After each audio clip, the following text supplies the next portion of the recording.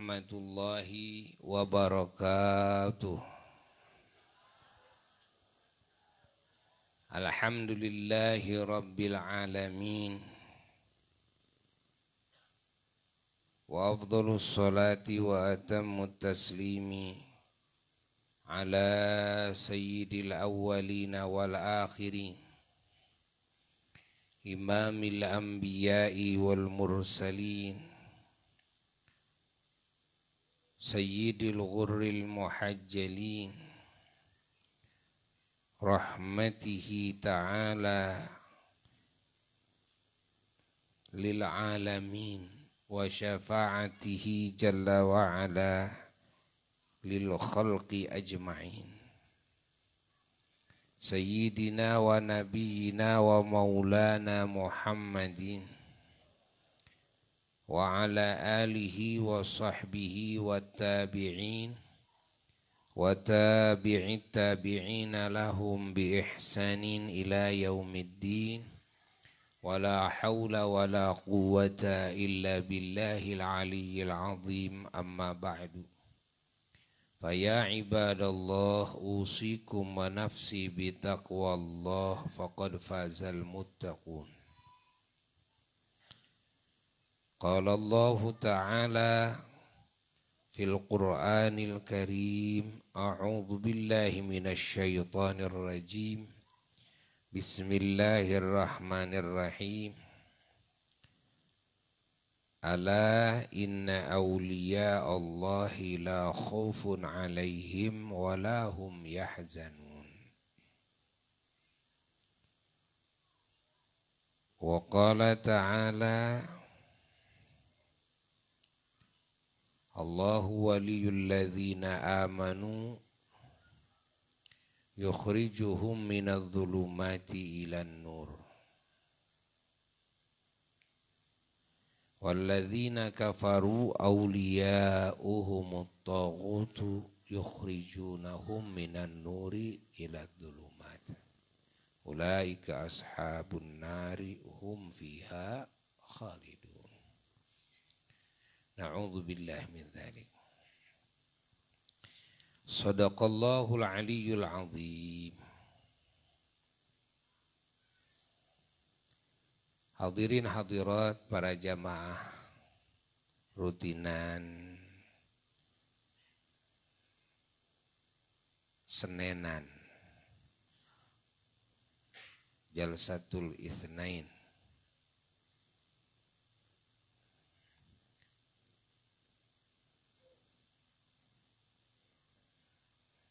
yang diadakan di Majelis Ta'lim Asy-Syifa wal Mahmudiyah cabang Ranca Ekek.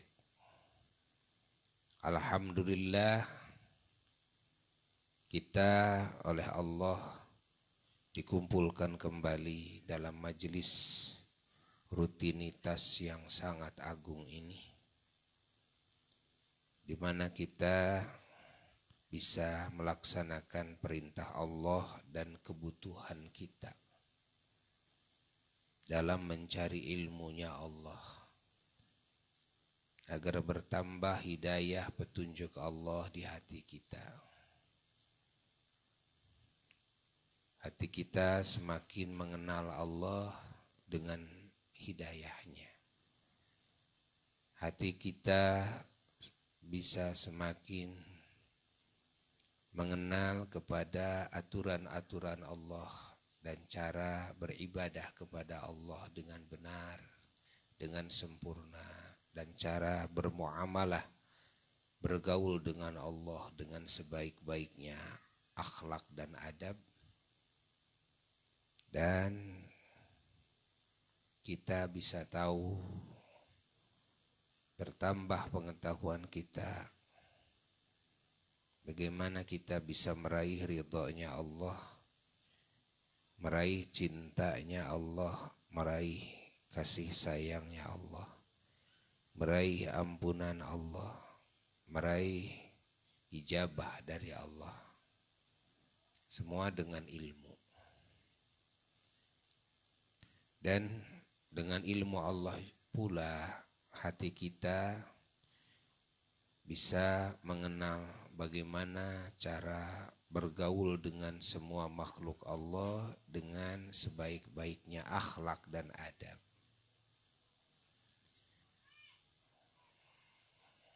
Dan kita semakin tahu apa yang harus dilakukan di dalam bergaul dengan makhluk Allah dan apa yang tidak boleh dilakukan ketika bergaul dengan makhluk Allah.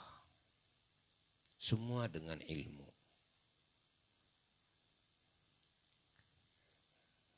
Dengan ilmu pula kita bisa mengenal bagaimana kita bisa meraih keselamatan, kebahagiaan, kemuliaan yang hakiki dan abadi nanti di surga. Dan pertemuan dengan Allah nanti di surga. Dan juga ma'rifatnya hati kita kepada Allah,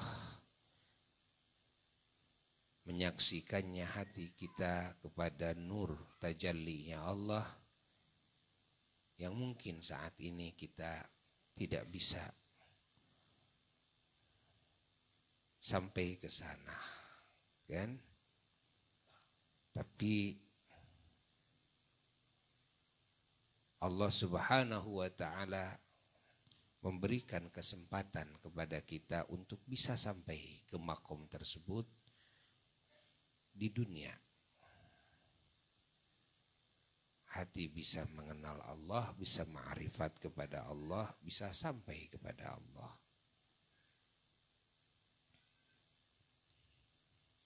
Yang mana kedudukan ini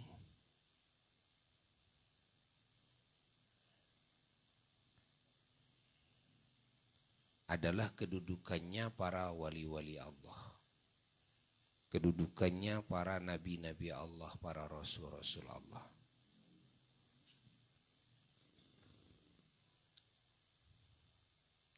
Dengan ilmu, manusia bisa kenal Allah.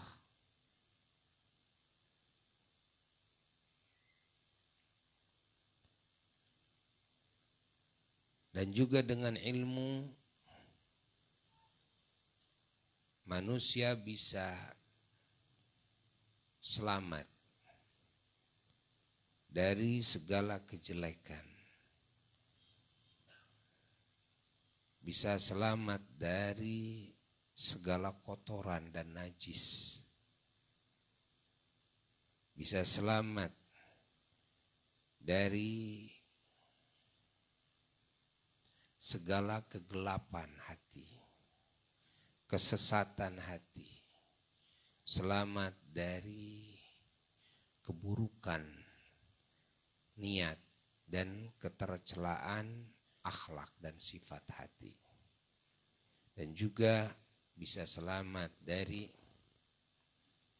kezoliman-kezoliman perbuatan dan kemunkaran-kemunkaran perbuatan jasad, maksiat-maksiat yang dilakukan oleh jasad, dan juga keburukan ucapan-ucapan lisan.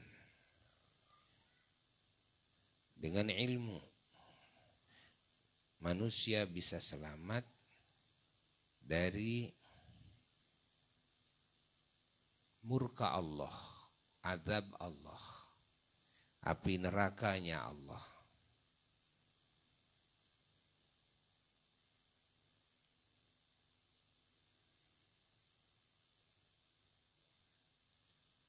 Maka arti mencari ilmu Allah adalah mencari segala anugerah yang terkandung dalam ilmu itu. Baik di dunia maupun di alam kubur maupun di akhirat. Itulah arti mencari ilmu Allah. Allah.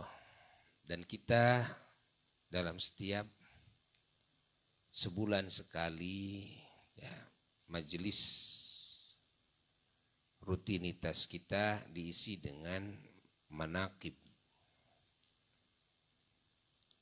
yakni diisi dengan mengingat, mengenal manakibnya para kekasih Allah,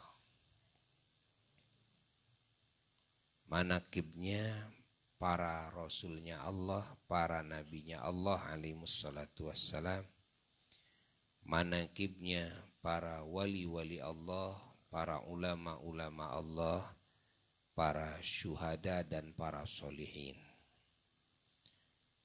Apa itu manakib? Manakib itu kata jamak dari manqobah. Apa itu manqobah?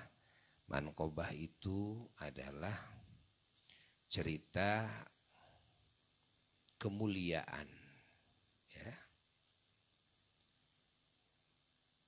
hamba Allah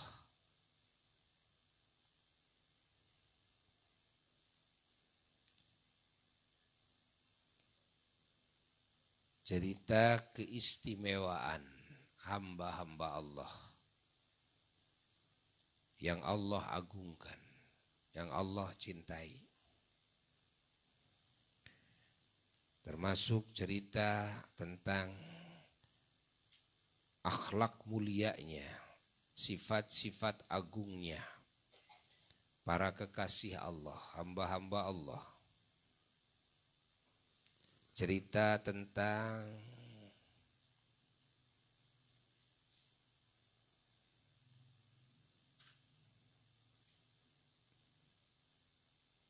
kebaikan di dalam ibadahnya dan keunggulannya dalam ibadahnya kepada Allah.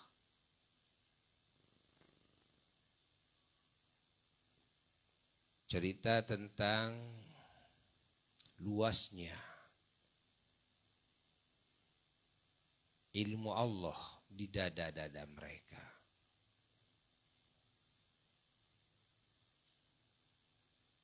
Cerita tentang keunggulannya di dalam mengamalkan ilmu Allah.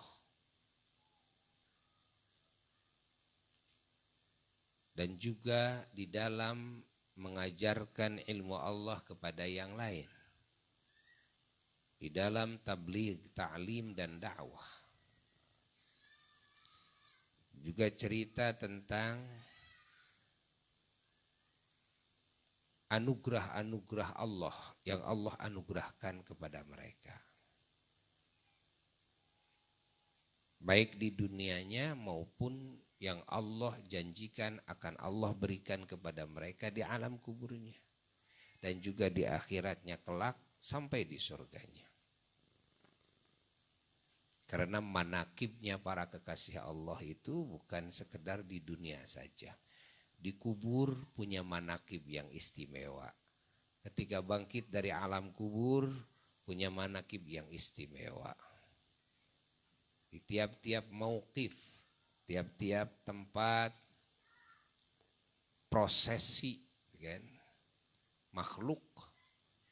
Nah, para kekasih Allah itu punya manakib yang istimewa. Sampai melintasi Shiratal Mustaqim punya manakib yang istimewa. Sampai di surga punya manakib yang istimewa. Ya.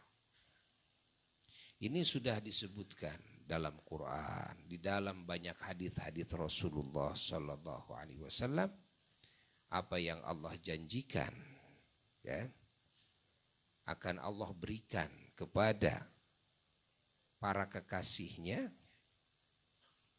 baik di dunianya, di alam kuburnya, di akhiratnya kelak, sampai di surganya. Itu adalah manakib. Jadi manakibnya para kekasih Allah sudah Allah ceritakan dalam Qur'annya.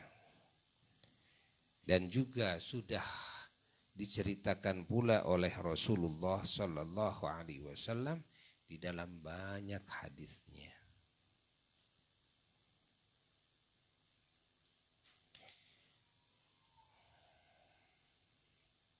Para kekasih Allah ini pangkatnya beda-beda. Pangkat para kekasih Allah yang paling tinggi adalah pangkat para rasul.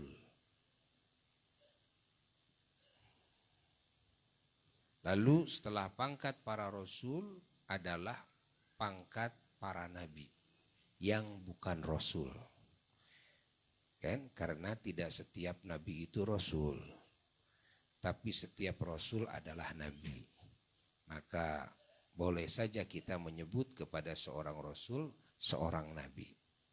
Tapi kita tidak bisa menyebut rasul kepada nabi yang bukan rasul.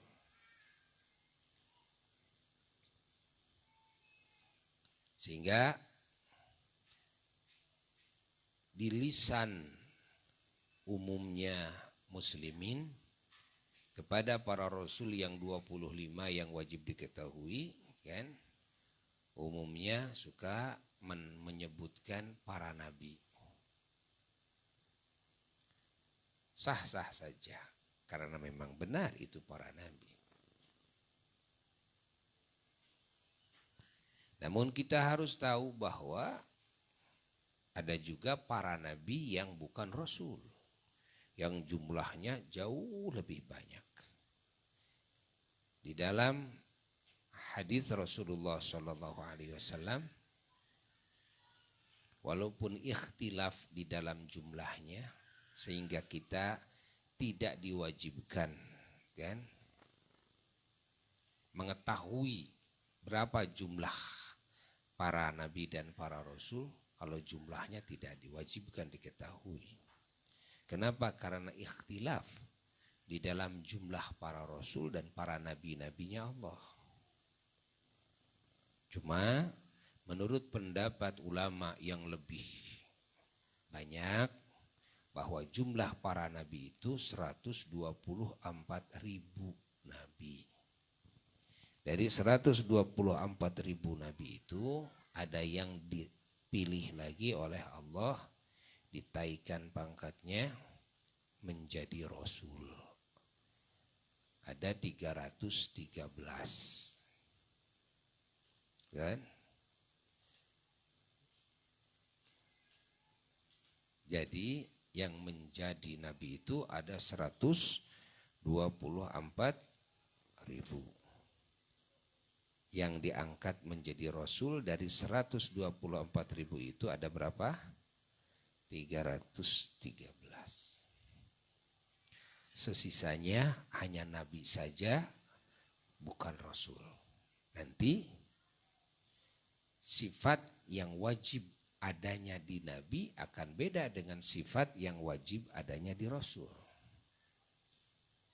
Karena setiap rasul punya sifat tabligh, yakni menyampaikan risalah yang diperintahkan oleh Allah harus disampaikannya kepada umat. Kalau nabi kan tidak dituruni risalah untuk disampaikan kepada umat, kan? Hanya untuk pribadinya masing-masing. Adapun yang disebarkan kepada umat adalah risalahnya rasul. Umpamanya seseorang adalah sebagai nabi bukan rasul, beliau menjalankan syariatnya. Tapi ketika beliau memberikan ajaran kepada yang lain, ajaran itu adalah ajaran rasul, bukan ajaran dirinya. Kan? Maka tidak ada sifat tabligh di nabi yang bukan rasul. Jadi 3 nanti sifatnya itu. Sementara sifat yang wajib diketahui di para rasul itu ada berapa? Ada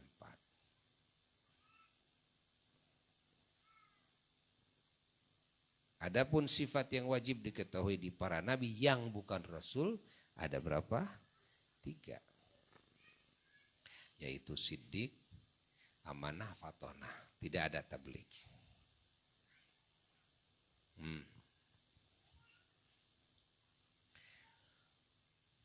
Ini martabat yang kedua setelah para rasul, para nabi.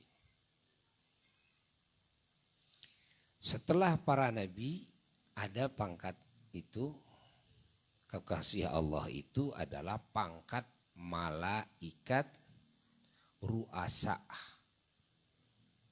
Malaikat apa? Ru'asa. Apa malaikat ru'asa itu? Adalah malaikat pemimpin, panglima.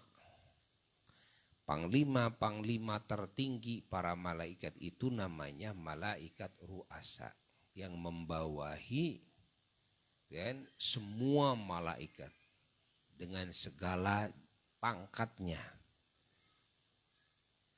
Para malaikat itu punya pangkat masing-masing.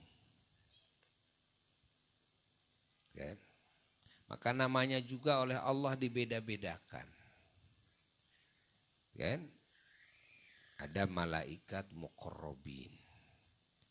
Ada malaikat karubiyin. Kan? Ada malaikat al-kiram al-katibun. Al-kiramul katibun. Dan ada malaikat sayyahun atau sayyahin. Malaikat sayyahin adalah malaikat yang khusus tugasnya adalah ikut berkumpul mendampingi orang-orang yang beriman yang duduk di majelis ilmu. Mengelilingi dan siapapun yang duduk di majelis ilmu. Itu malaikat sayyahin. Lalu mencatat, kan? Mencatat nama-namanya. Si Anu bin Anu, orang Anu catat, ya, kan? Yang ikut hadir di majelis ilmu. Lalu disetorkan catatan ini kepada malaikat Jibril alaihissalatu wassalam, lalu disampaikan kepada Allah Jalla Jalaluhu wahda. Si A si B itu semuanya. Namanya malaikat sayyahin atau sayyahun. Allah, Allah, Allah, Allah. Ya. Lagi ada malaikat apa yang paling tinggi, ada disebutnya apa? Ru'asa. Malaikat ru'asa itu panglima malaikat itu hanya 4. Yaitu malaikat Jibril alaihissalatu wassalam, malaikat Mikail alaihissalatu wassalam, malaikat Israfil alaihissalatu wassalam, malaikat Azrail alaihissalatu wassalam. Inilah nama-nama malaikat jenderal tertinggi, panglima tertinggi. Para malaikat. Semua malaikat di bawah itu. Ya. Hatta malaikat yang 10 yang wajib diketahui nama-namanya dan perbuatannya, kan? Selain dari yang 4 ini di bawah yang 4. Pangkatnya itu. Seperti malaikat apa? Malaikat Raqib, malaikat Atid, kan? Malaikat Malik, malaikat Ridwan. Malaikat apa lagi? Munkar, malaikat Nakir. Ini di bawah. Jadi pangkat malaikat ru'asa ini di bawah pangkatnya para nabi yang bukan rasul. Allah. Lalu setelah kan para malaikat yang ru'asa, pangkat siapa di bawah itu? Kan? Adalah pangkatnya para wali-wali Allah. Para wali-wali Allah itu di bawah pangkatnya para malaikat ru'asa, di atas pangkatnya semua malaikat. Pahami? Jadi kalau kita nanti dengar dalam manakibnya Syekh Abdul Qadir Al-Jailani, qaddasallahu sirrahul ali, ya, beliau dilihat oleh salah seorang wali dengan ilmu kasyafnya. Ketika seorang wali tersebut melihat ada seorang murid Kangjeng Sultan Aulia, yang murid Sultan Aulia itu bukan santri yang seperti umumnya santri mengaji ilmu agama, itu kan, dengan luas, ya, mengkaji ilmu tafsir, hadis dan sebagainya. Bukan, tapi santri ini adalah santri khidmah. Santri khidmah itu kan, ya mengkaji ilmu hanya yang pokok-pokoknya saja, itu kan. Tidak begitu luas, tidak mengkaji ilmu alatnya, nahwu, sorob dan sebagainya, tidak. Ya, tapi ya, hanya ngaji apa yang harus dilakukan, yang fardu, yang sunnah, apa yang tidak boleh dilakukan, yang haram, yang makruh, kan? Cuma itu saja. Tapi kerjaannya apa? Kerjaannya berkhidmah kepada Kangjeng Sultan. Apa khidmahnya? Khidmahnya urusan dapur. Dan jadi urusan masak, kan? Urusan dapur, kan? Beliau nih bagiannya, tugasnya. Jadi kerjaannya siang dan malam melayani para tamu-tamu Kangjeng Sultan yang tiada hentinya, gitu kan? Melayani para santri, udah, yang nyantren di Kangjeng Sultan yang begitu banyaknya. Yo, bagian masak aja kerjaannya. Masya Allah. Ya bodoh. Allah, Allah, Allah, Allah. Allah.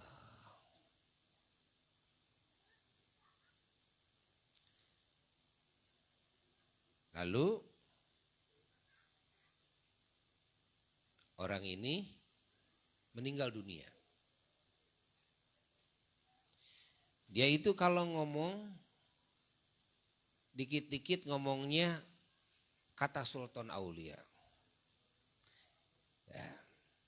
Pokoknya kata Sultan Aulia. Jadi yang diperhatikan, apa yang harus dilakukan, apa yang tidak boleh dilakukan, semuanya adalah perkataan Sultan Aulia. Ya.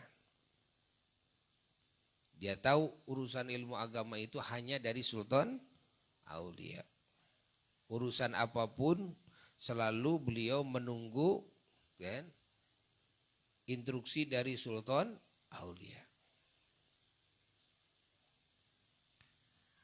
Ceritanya wafat orang ini.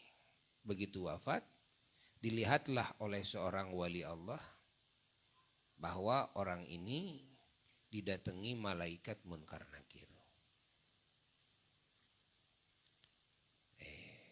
Begitu didatangi malaikat munkar nakir, lalu ditanya oleh malaikat munkar nakir, Man Rabbuk, siapa Tuhanmu? Dia menjawab, apa menjawabnya? Karena segalanya, kebiasaannya beliau, segala dikembalikan kepada Kangjeng Sultan Aulia. Nah, maka beliau menjawab, siapa Tuhanmu? Sultan Aulia saja. Waman nabiyuk, siapa nabimu? Sultan Aulia saja. Terus, wama imamuk, apa pedomanmu? Sultan Aulia. Wama kiblatuk, apa kiblatmu? Sultan Aulia. Wama ikhwanuk, siapa saudara-saudaramu? Sultan Aulia. Yang dimaksud oleh orang itu bukan Tuhan adalah Sultan Aulia, bukan. Ingat, ini kadang ada yang salah menerjemahkan. Ya, di dalam kitab manakib kadang ada yang salah menerjemahkan. Kalau melihat yang Arabnya, yang aslinya, kan, Tidak seperti itu. Tapi yang aslinya kan maksudnya adalah bahwa jawaban orang itu kan, adalah menyandarkan semua jawabannya kepada Kangjeng Sultan Aulia. Bukan menjawab siapa Tuhanmu lalu dijawab Sultan Aulia. Bukan. Kan? Seperti kita kan, kedatangan tamu. Nah, tamu asing. Nah, dia bertanya tentang itu, tentang ini, daerah ini gimana dan sebagainya. Lalu dijawab oleh kita, Pak RW aja. Pak RW. Nah, Pak, rumahnya Pak Anu di mana? Pak RW saja, Pak RW, Pak RW. Kan? Katanya beliau punya keluarga, kan? Di daerah Anu, di mana tuh? Pak RW saja, Pak RW, Pak RW. Kan? Jadi bertanya apa saja dia bertanya kepada kita, kita jawab Pak RW. Bukan berarti itu kan. Di mana rumah si Anu itu lalu Pak RW jawabannya, bukan. Artinya mengembalikan, menyandarkan jawaban itu kan kepada siapa? Kepada Pak RW. Artinya tanyalah Pak RW. Silakan bertanya saja ke Pak RW. Kan?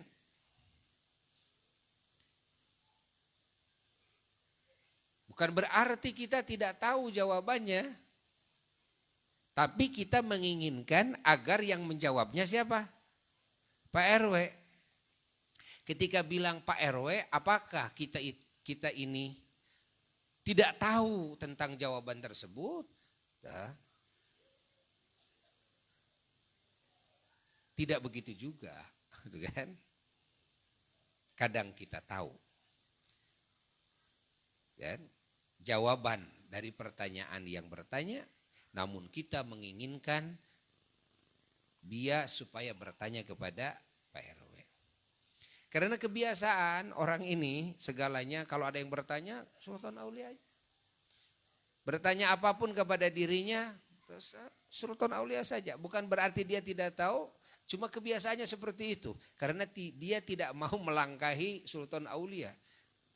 Dia tidak mau juga menjawab dengan jawaban nanti yang bertolak belakang dengan Sultan Aulia. Sehingga dia memilih siapapun yang bertanya di waktu hidupnya kepada dia tentang apapun, dia suka menyandarkannya kepada Sultan Aulia. Setelah mati pun juga begitu. Hatta malaikat Munkar Nakir bertanya, man rabbuka? Sultan Aulia. Dengan enteng dia jawab. Kan? Siapa Nabi? Sultan Aulia. Sultan Aulia. Kan? Allah. Malaikat Munkar Nakir ini. Kan? Gimana nih orang nih? Kita bertanya siapa Tuhan, siapa Nabi dan sebagainya, malah dia menyuruh kita untuk bertanya kepada Sultan Aulia. Lalu keputusan ini malaikat Munkar Nakir mau memukulkan kan gada besi kepada orang tersebut. Ketika orang tersebut mau dipukul, kelihatan oleh wali tersebut melalui kasyafnya, lalu hadirlah Sultan Aulia di hadapan malaikat Munkar Nakir. Ya, stop. Ya. Ya. Sultan Aulia ya, menghadang malaikat Munkar Nakir. Ya. Muridnya taruh di belakang. Saya Sultan Aulia. Saya Abdul. Kalian mau bertanya apa? Allah. Ya Abdul Qadir. Saya tidak ada urusan dengan engkau. Ya, tapi saya urusan dengan itu dong. Itu adalah murid saya. Dan dia sudah menyandarkan jawabannya kepada saya. Dan saya yang akan menjawabnya. Allah. Lagi ya, berdebat antara malaikat Munkar Nakir dan Sultan Aulia datang. wahyu dari Allah kepada malaikat Munkar Nakir agar malaikat Munkar Nakir adab kepada kekasihku. Dan dia adalah kekasihku. Akhirnya suruh kembali lagi oleh Allah malaikat Munkar Nakir. Sehingga murid Sultan Aulia ini tidak ditanya lagi. Gak ada pertanyaan lagi. Sudah selesai urusannya. Karena ditanggung oleh siapa? Oleh Sultan Aulia. Nah, pahami. Karena kedudukan para wali-wali Allah itu, ya, itu di atas kedudukan para malaikat. Menurut sebagian ulama, di bawah kedudukan malaikat ru'asa. Tapi malaikat ru'asa juga sangat menghormati kepada para wali-wali Allah. Sangat mengagungkan kepada para wali-wali Allah. Nah, Allah.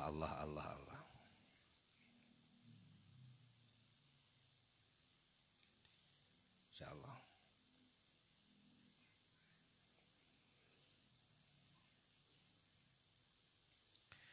Allah.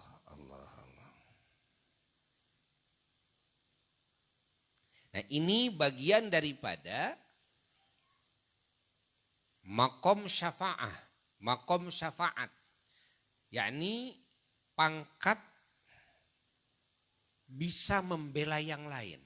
Yang Allah berikan kepada para nabinya dan para wali-walinya, ulama-ulamanya dan para syuhadanya.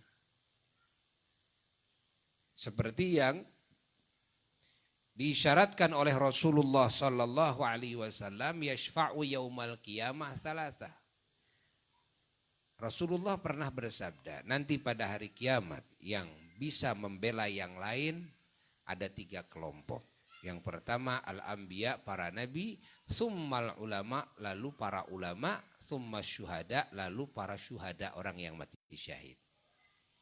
Ini pada hari kiamat ini bisa membela.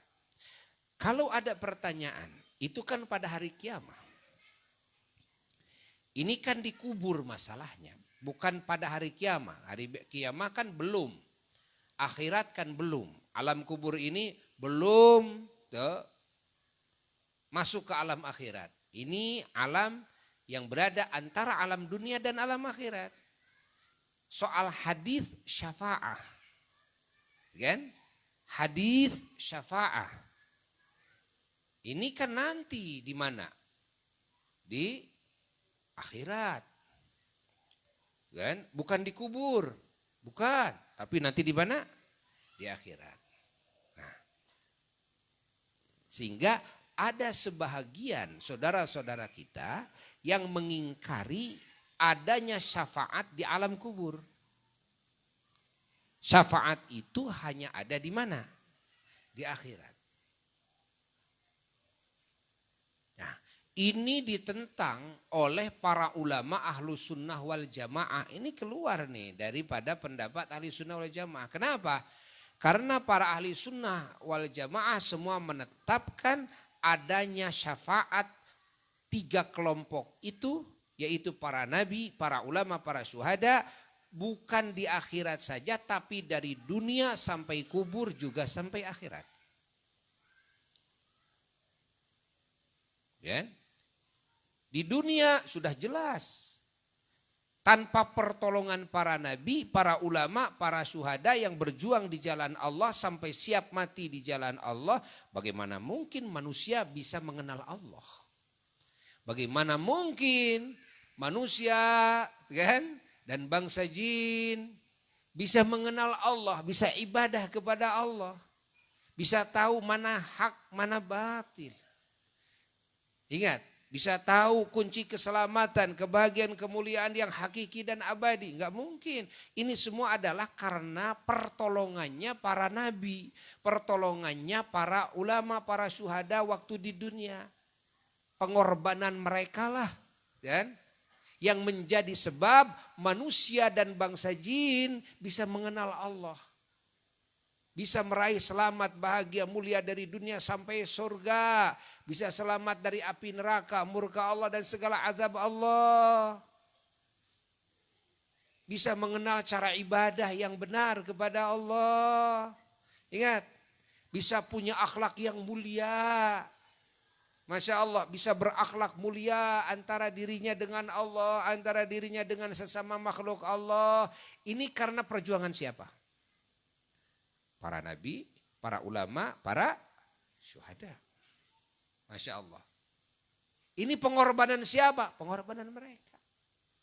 Di dalam kan alam sebab akibat, hubungan sebab akibat, 3 kelompok inilah justru yang memberikan syafaat di dunia sebelum di akhiratnya. Arti syafaat apa? Pertolongan. Kan? Coba kalau tidak ada nabi, ulama, syuhada yang mau menolong umat, yang mau memberikan ilmu yang agung kepada umat, bagaimana umat bisa memiliki ilmu yang agung? Paham apa tidak? Ajaran iman, Islam dan ihsan bisa dimiliki oleh umat, baik manusia maupun bangsa jin, karena apa? Pertolongannya para nabi, pertolongannya para ulama, pertolongannya para syuhada. Yang rela mengorbankan jiwa raganya, harta bendanya, siang dan malamnya, semuanya. Dipakai apa? Dipakai menyelamatkan umat, dipakai membahagiakan umat, dipakai menguntungkan umat, dipakai memuliakan umat, dipakai meninggikan martabat umat. Subhanallah. Jelas ya, di dunia. Dan di alam kubur pun juga jelas bahwa 3 kelompok ini mereka adalah sebagai pembela. Ingat, pembela umat. Hatta di alam kubur, ya hatta di alam kuburnya. Apa dalilnya? Di antara dalilnya adalah adanya keringanan sholat dari yang 50 waktu jadi 5 waktu sholat bagi semua manusia dan bangsa jin. Ini karena syafaat pertolongannya Nabi Musa alaihi salatu wassalam yang terus merengek-rengek kepada baginda Rasulullah sallallahu alaihi wasallam agar kembali lagi kepada Allah, dan lalu dikurangi kan? Dari 50 dikurangi 5 jadi 45 sholatan. Ketemu lagi dengan Nabi Musa. Nabi Musa berusaha ingin menolong semua manusia dan bangsa jin. Ingat, umat Nabi Muhammad SAW jangan sampai ada yang celaka. Gara-gara apa? Gara-gara tidak bisa melakukan sholat yang 50 waktu, yang 45 waktu itu. Nabi Musa merengek lagi meminta kepada Rasulullah SAW, ya Muhammad, coba kembali lagi kepada Tuhanmu. Kembali lagi kepada Allah. Minta keringanan lagi. Rasulullah SAW mengikuti apa yang dipinta, mengabulkan apa yang diinginkan oleh Nabi Musa alaihissalam. Untuk siapa? Untuk umat beliau. Kembali lagi. Masya Allah, perjalanan yang sangat jauh. Kembali lagi kepada Allah. Bertemu lagi dengan Allah. Kan? Subhanallah. Lalu meminta keringanan kepada Allah. Dikasih lagi keringanan. Dan menjadi 40 sholatan. Kembali lagi. Ketemu lagi dengan Nabi Musa alaihissalam. Nabi Musa memberikan, Masya Allah, kan, saran lagi, permintaan, permohonan kepada Rasulullah SAW. Agar kembali kepada Allah. Itu bolak-balik, sekitar 9 kali bolak-balik. Dari 50 sholatan, jadi 5 sholatan. Setiap, itu kan, kembali lagi kepada Allah. Setiap minta keringanan kepada Allah. Dan setiap itu, setiap dikasih keringanan oleh Allah, dipotong 5 sholatan. Jadi kalau dari 50 sholatan menjadi 5, berapa kali potongan? 9 kali potongan. Masya Allah. Padahal dari Nabi Musa sampai maqamul mukafahah Sampai tempat di mana Rasulullah SAW dibuka hijabnya oleh Allah sehingga bisa memandang, melihat zat Allah di sana, mendengar firman Allah di sana, kan? Tanpa wasithah, tanpa pelantara siapapun. Subhanallah, itu perjalanan yang sangat jauh. Rasulullah pun juga rela. Demi siapa? Demi umat. Nabi Musa alaihissalatu wassalam, Masya Allah, yang menjadi faktor penyebab. Sholat diringankan dari 50 waktu sampai 5 waktu. Coba andai kata Nabi Musa tidak menolong kita, maka kita sampai saat ini ila yaumil qiyamah harus siap melakukan sholat 50 waktu. Yang 5 waktu saja sering bolos kok. Kan? Ini harus sholat 50 waktu, bayangkan. Bukan 50 rakaat. 5 waktu saja kan 17 rakaat. Bagaimana kalau 50 waktu? Wah, sudah. Siapa yang akan bisa melaksanakannya? Allah. Pertanyaannya, apakah Nabi Musa saat Nabi kita Mi'raj dan bertemu dengan Nabi Musa dan Nabi Musa memberikan syafaat pertolongan kepada kita, Nabi Musanya ada masih hidup di alam dunia ataukah Nabi Musanya sudah ada di alam barzakh? Jawab. Nabi Musanya ada di alam barzakh. Allah. Lah, Nabi Musanya ada di alam barzakh. Ya? Oh jadi Masya Allah, kekasih Allah itu benar. Apa yang disabdakan oleh Rasulullah SAW. Kan? Mereka itu adalah para pembela. Mereka itu adalah para penolong. Hatta di alam barzakh mereka bisa menolong. Tuh keterangannya. Subhanallah. Kan belum masuk akhirat. Belum. Kan Nabi Musanya juga sudah wafat. Nabi Musanya belum masuk ke alam akhirat. Kiamahnya juga belum. Jadi di mana Nabi Musa? Di alam mana Nabi Musa berada? Ya di alam barzakh, di alam kubur. Subhanallah. Hayati, fahami oleh kita semuanya. Nah, lalu para ulama ahli sunnah wal jamaah berpendapat, berhujjah dengan qiyas aulawi. Apa qiyas aulawi? Qiyas aulawi itu adalah perbandingan yang nanti natijahnya, buahnya pemikiran itu adalah apalagi. Bagaimana artinya? Artinya andai kata pada hari akhirat kelak, di mana di hari kiamat tersebut itu adalah merupakan situasi kondisi yang sangat genting. Ingat, situasi kondisi yang sangat menyulitkan sekali. Di mana manusia, bangsa jin, semuanya nafsi-nafsi.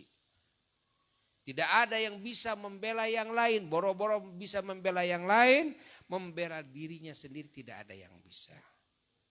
Para malaikat semuanya berbaris kan, di tempat khusus. Tidak ada yang bergerak para malaikat. Tidak ada yang berbicara semua para malaikat. Subhanallah. Para nabi dan para rasul alaihimus salatu wassalam malah semuanya nafsi-nafsi.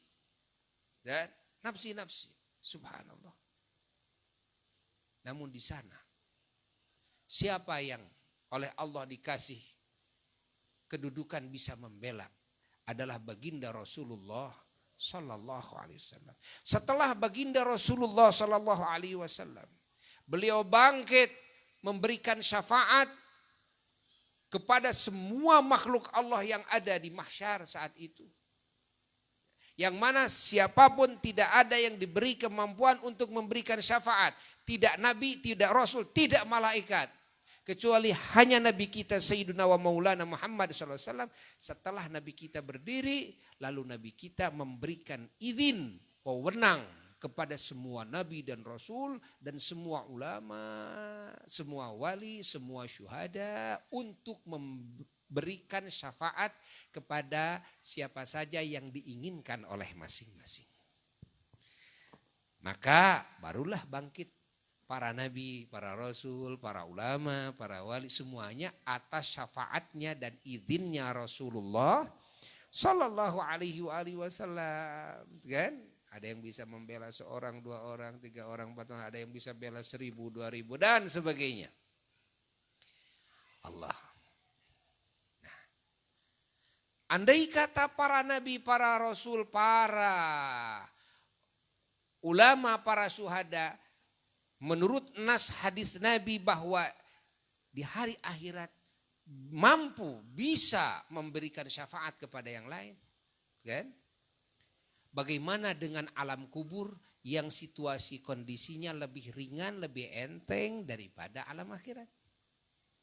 Maka jawabannya adalah mimbabi aula, apalagi di alam kubur, di akhirat saja sudah bisa, apalagi di alam kubur, kan? Di akhirat saja udah bisa. Maka sepakat para ulama ahli sunnah wal jamaah berpendapat bahwa syafaatnya para nabi, syafaatnya para ulama, para wali-wali Allah, para syuhada, para solihin itu bisa berjalan di alam kubur. Dan paham? Hayati oleh kita. Jadi kalau Sultanul Aulia dan wali-wali Allah umpamanya kita dengar manakib yang lain membela muridnya, membela si A dan si B, di mana muridnya ada di alam kubur atau walinya yang di alam kubur, muridnya di dunia. Ya sama-sama saja. Masalah kedudukan syafaat ini sudah Allah berikan dari dunia. Masya Allah. Sudah Allah berikan dari dunia.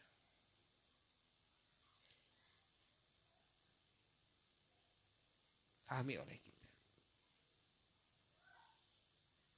Mau membela yang masih hidup, mau membela yang sudah ada di alam kubur, mau ketika di alam kubur mau membela kepada sesama ahli kubur, mau membela kepada yang ada di dunia.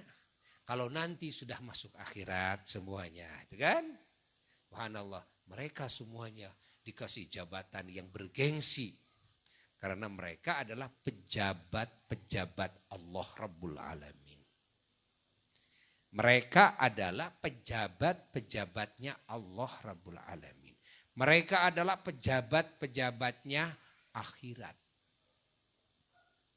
Artinya mereka punya kekuasaan yang Allah berikan kepada mereka untuk bisa membela. Allah. Tentu semuanya biiznillah, dengan izin Allah. Ya, semuanya dengan izin Allah. Kenapa? Karena tidak ada yang terjadi tanpa izin Allah.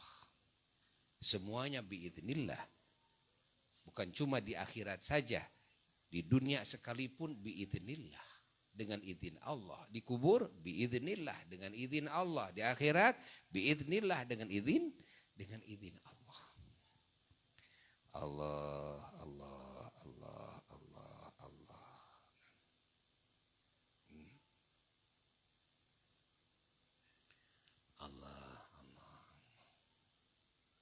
Maka kita usahakan dekatkan hati ya kepada para nabi dan para rasul Allah. Perbanyak sholawat dan salam kepada beliau-beliau. Wabil khusus kepada Sayyiduna wa Maulana Muhammad sallallahu alaihi wasallam.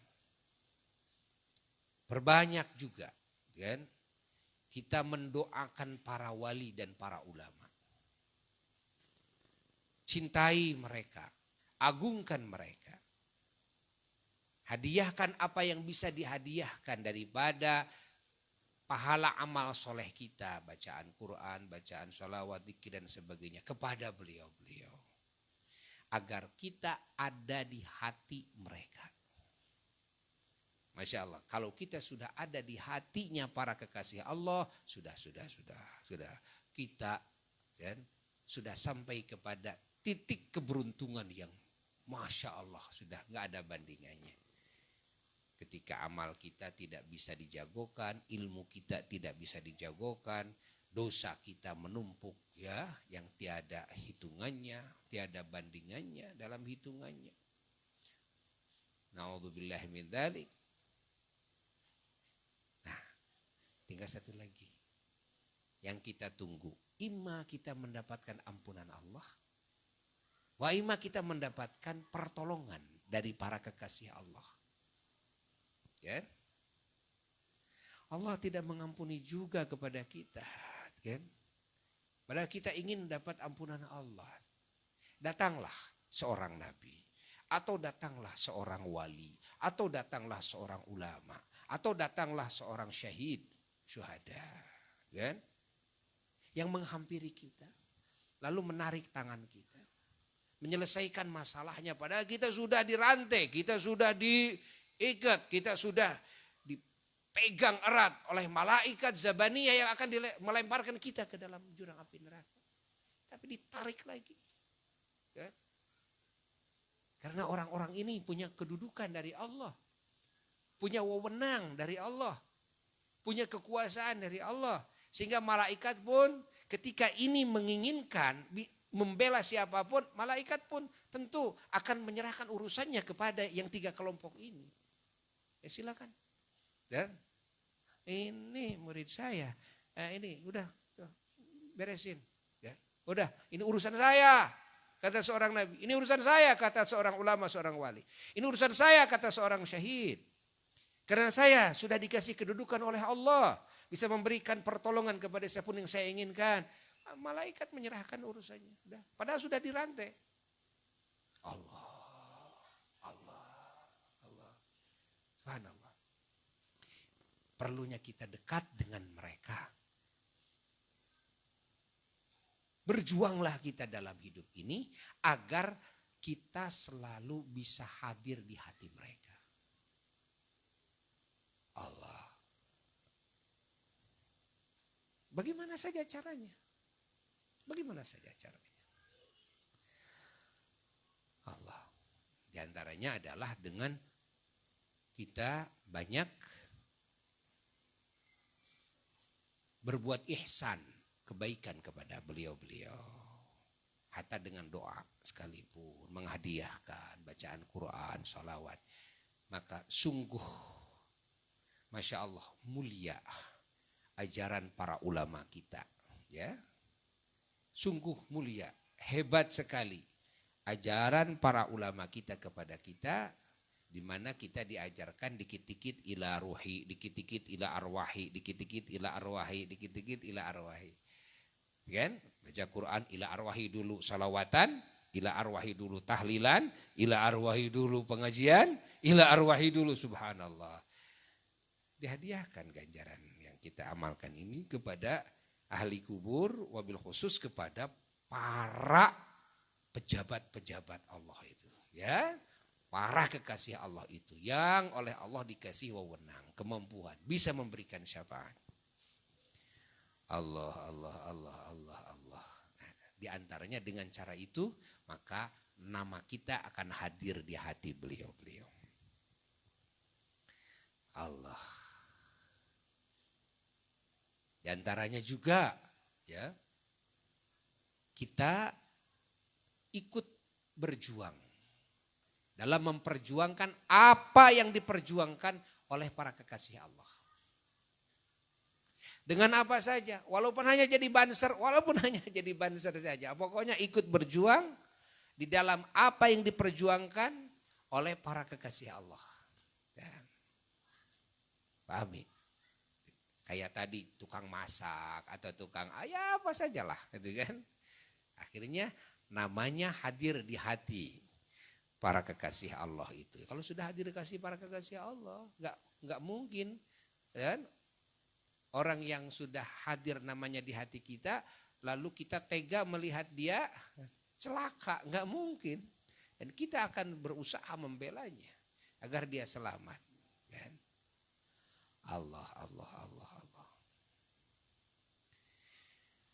Pahami oleh kita semua, ya. Di antaranya lagi sering berziarah kepada para kekasih Allah hayyan wa maitan. Baik yang masih hidup maupun yang sudah wafat. Kunjungi karena mereka pada hakikatnya hidup. Walaupun dokhirnya sudah wafat. Para nabi-nabi Allah kunjungi. Ziarah kepada para nabi, ziarah kepada para rasul, para wali, para ulama, para syuhada, para solehin. Ziarahi. Masya Allah. Agar kita bisa hadir di hatinya. Ya, agar nama kita terukir di hatinya. Usahakan. Dan usahakan berbuat baik kepada orang-orang yang diamanatkan oleh mereka, yang disayang oleh mereka. Siapa di antaranya? Di antaranya adalah orang-orang fakir. Karena para kekasih Allah sangat mencintai orang-orang fakir.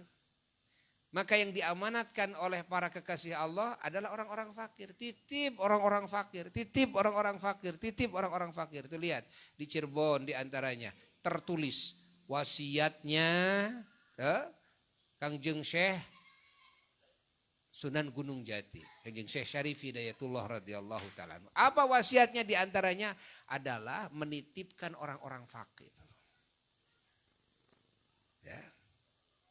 Makanya kalau ada di makom-makom para wali ya, orang-orang yang minta-minta dan sebagainya, jangan sampai hati ini benci, jangan sampai hati ini mengingkari, jangan. Mereka adalah orang-orang fakir di mana ketika kita bisa berbuat baik kepada mereka, maka ini sahibul maqam akan senang kepada kita. Karena sahibul maqam sangat mencintai orang-orang fakir dan mengamanatkan orang-orang fakir agar disayang oleh kita. Ketika kita memberi mereka, kan, maka sahibul maqam ini akan senang. Kalau sahibul maqam senang, doa kita bisa dikabul. Ziarah kita diterima. Kita mendapatkan doanya mereka. Dan pahami oleh kita. Maka kalau ada pertanyaan ya, kepada kita. Kenapa di makam-makam para wali kan, banyak orang-orang yang minta-minta? Jawabannya itu adalah anugerah bagi kita sebagai akses link jalan untuk dikabulkannya doa kita, diterimanya ziarah kita dan mendapatkan tuh limpahan doanya kan dari sahibul maqam itu. Mendapatkan syafaatnya dari sahibul maqam itu. Anugerah, biarkan saja. Biarkan saja. Anugerah. Alhamdulillah. Makanya kalau kita mau ziarah kepada para wali-wali Allah, siapkan saja recehnya. Karena kita kan masih kikir. Ya kalau kamu masih kikir ya harus siapin receh. Kalau orang yang sudah tidak kikir lagi nggak akan siapin receh. Enggak akan nukerin ke pom segala macam. Enggak. Ya, seadanya saja. Ada yang 5.000, 10.000 ya saya bawa saja. Ada yang 100.000 saya bawa saja. Kan? Orang yang tidak kikir kan seperti itu. Tapi kalau orang yang kikir, ya tukerin dulu. Sama yang berapa ribuan? Yang 1.000-an. Wah 1.000-an juga kegedean. Tukerin lagi kepada yang 500-an. Gitu kan. Kalau 500-an mending lah. Gitu kan, mending. Masya Allah. Allah. Ini mah bicara kepada Buya saja. Jangan suudzon kepada yang lain. Kenapa? Karena boleh jadi niat orang terus mengecilkan uang itu karena dia memang miskin juga. Tapi dia mau sedekah. Ada uangnya segitu. Tapi pingin kebagi banyak. Akhirnya direcehin gitu. Jadi mah bicara sama Buya aja. Ya.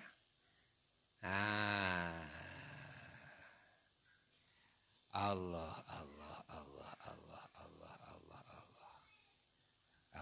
Dan Buya mah kalau sedekah ya, naruh uang 100.000 di saku ini. Naruh uang yang 10.000 di sini, ya. Orang naruh uang yang 5.000 di sini, naruh uang yang 1.000 di sini, ada naruh uang yang 500 rupiah di dalam celana. Sini, dalam celana. Kalau ada yang minta itu, bukan ke sini ngambilnya. Bukan, tapi buka dulu ini. Cari yang banyak, cari yang paling kecil. Yang paling kecil, yang paling sedikit. Masya Allah. Masya Allah.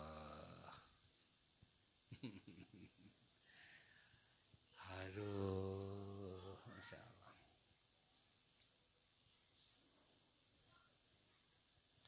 Itu namanya kelompok Al-Qikirin. Kelompok apa? Al-Qikirin. Gitu kan. Ya, kelompok yang kikir-kikir. Allah, Allah, Allah, Allah, Allah, Allah. Nah, jadi mungkin saja itu terjadi. Pemberian syafaat di kubur, ya. Bisa saja, bisa saja. Ini tidak bertolak belakang dengan nas. Kan? Tidak bertolak belakang dengan nas agama, tidak. Ya. Hatta dengan Quran, ya, hatta dengan Quran. Dengan hadis, ya, dengan hadis juga. Allah, Allah, Allah, Allah. Jadi payung hukumnya ada dalam Quran, payung hukumnya ada dalam hadis. Yang menunjukkan kepada kemungkinannya bisa terjadi itu syafaat. Bukan cuma di akhirat, tapi juga di mana? Di alam kubur, bahkan di dunia. Berapa banyak ya, orang-orang yang diampuni dosanya dari dunia. Ingat, udah diampuni dosanya, dikabulkan doanya dengan doanya wali Allah. Dengan doanya Nabi Allah. Kan? Hatta yang khawarik lil adat bisa terjadi, yang membedah adat bisa terjadi ketika didoakan oleh Nabi Allah, oleh wali Allah, kan? Allah, Allah, Allah, Allah, Allah, Allah. Padahal kalau dirinya pribadi berdoa kepada Allah, jangankan yang khawarik lil adat, yang adat sekalipun akan sulit dikabulkannya oleh Allah. Tapi sering terjadi yang khawarik lil adat, Masya Allah, bisa terjadi. Masya Allah, pertolongan Allah yang khawarik lil adat. Tapi ini bukan doa dia, tapi doanya wali Allah. Doanya Nabi Allah. Para kekasih-kekasih Allah. Nah, ini adalah syafaat namanya. Paham?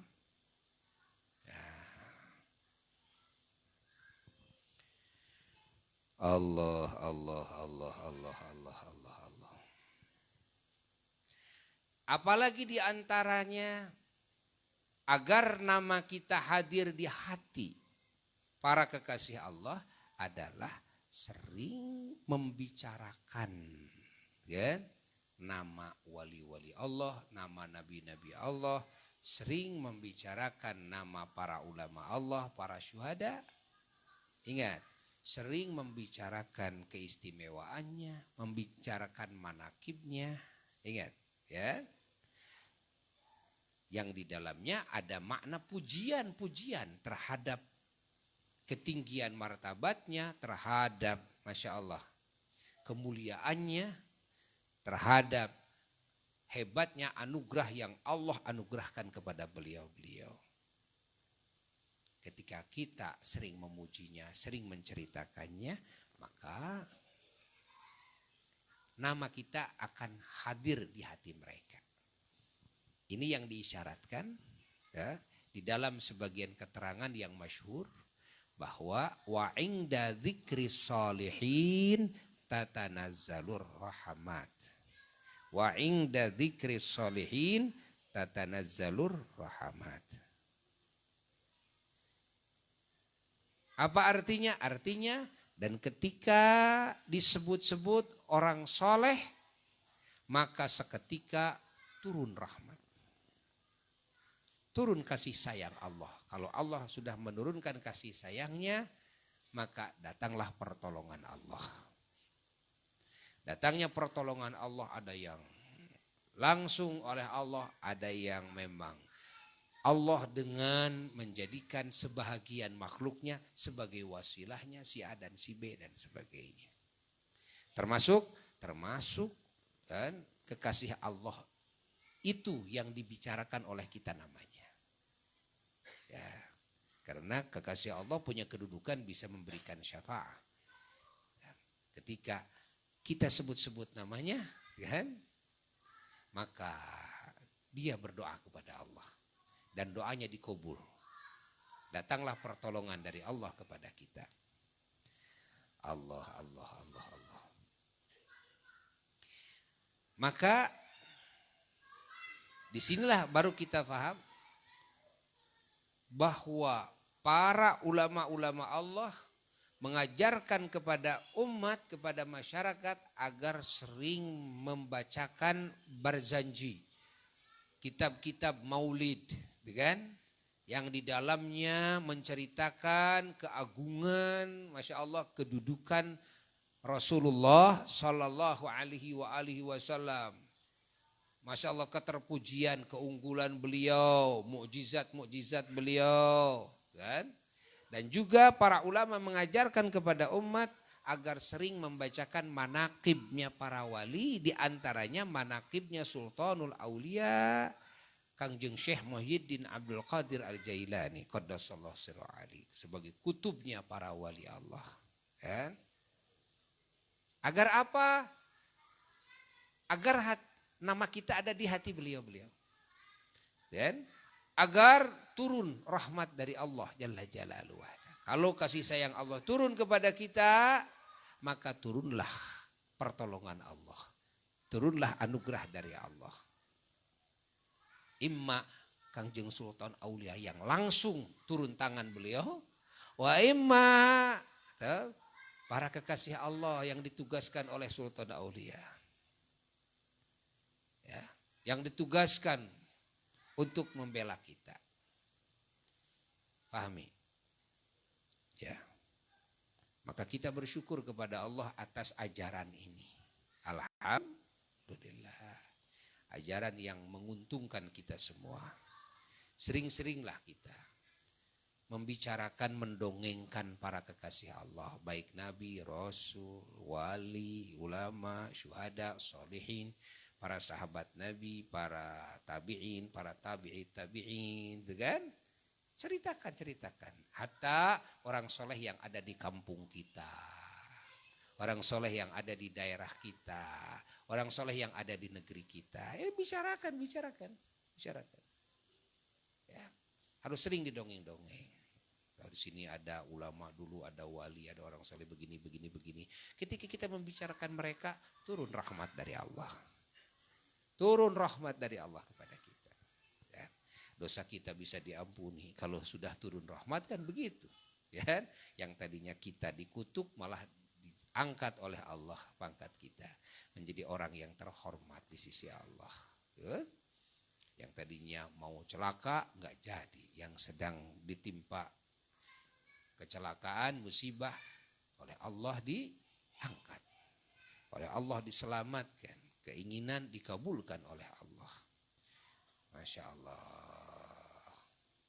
Ini kalau rahmat sudah turun kepada kita. Salah satu jalan, cara untuk menurunkan rahmat dari Allah kepada kita adalah membicarakan orang-orang soleh. Membicarakan para kekasih Allah.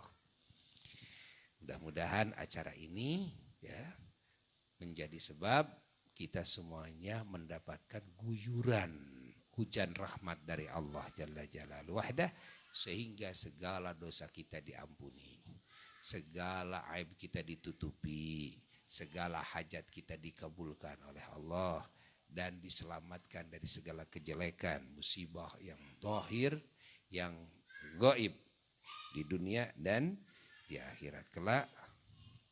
Wa ila hadratin Nabi sallallahu alaihi wasallam. Al-Fatihah.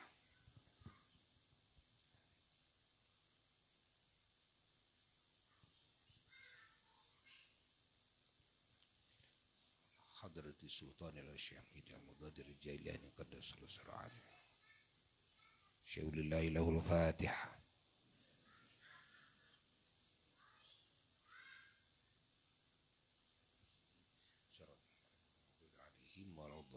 Rabbighfirli amin. Insyaallah dalam pertemuan yang akan datang kita akan mulai masuk kepada manakib berikutnya. Semoga panjang umur semua, ya, sehat jasmani rohani, dan ditetapkan, dijaga iman Islam kita dan disempurnakan iman Islam kita. Wassalamualaikum warahmatullahi wabarakatuh. Rabbana